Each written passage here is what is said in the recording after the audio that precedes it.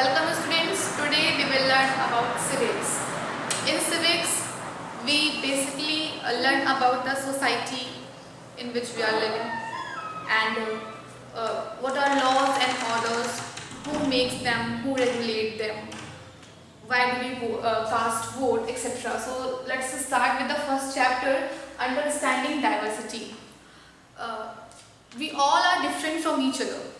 Our choices are different, our religious beliefs are different, our rituals are different, our cultural backgrounds are different, our physical appearance is different.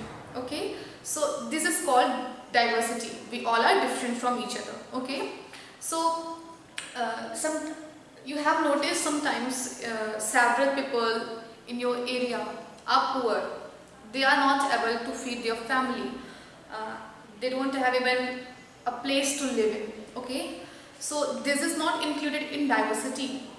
It might be from inequality. Inequality comes about when a person does not have the resources and opportunities that are available to the other person. Okay, another example of inequality is caste system. In caste system, the society is divided into different groups. Okay, for example, if your if your parents are potter, you could only become potter, nothing else. This is caste system. Some castes are superior, some are inferior. We will talk about them in our upcoming chapters. So let's come on our next topic, diversity in India. Our India is very rich in diversity. Okay, different diversity is present in our country. For example, if you want to enjoy winter, you can travel to Ladakh. If you want to enjoy summer, you can go to visit to Rajasthan. Okay, so let us take the example of two different parts of our country. Do you think that the geographical location is important for this? Responsible means geographical location is responsible for diversity. Yes, it is, because in the people who live in Ladakh are different from the people who live in Kerala because of the geographical location. Ladakh is a cold desert. Okay, it receives a less amount of rainfall, whereas Kerala receives a moderate amount of rainfall. Okay, in Ladakh, people used to rear sheep for their livelihood, whereas in Kerala, fishing is very common.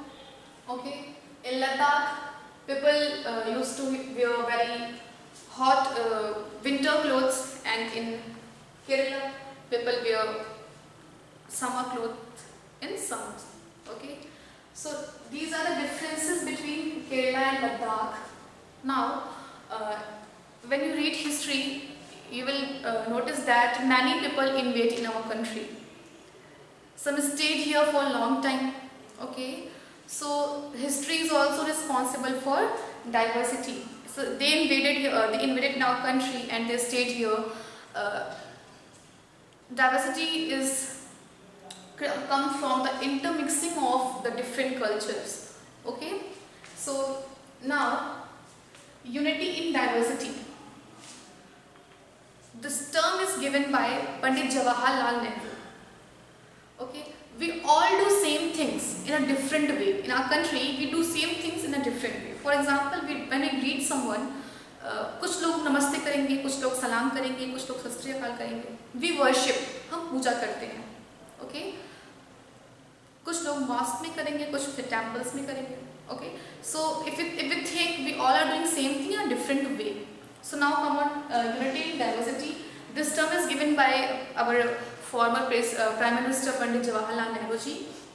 Okay, so when British came in our country, they think that we can easily rule them because they are very diverse. They have different religion. They belong to different religion. But men, women, all the religion came together and opposed them, fought a battle against them, and they win. Okay, this is because they are united. So if we are united, we can achieve anything we want. But when we do separately, it's not good for our country. So unity is our strength, and we should always maintain this diverse unity in our country. Okay, so this is the brief about this chapter. Thank you so much.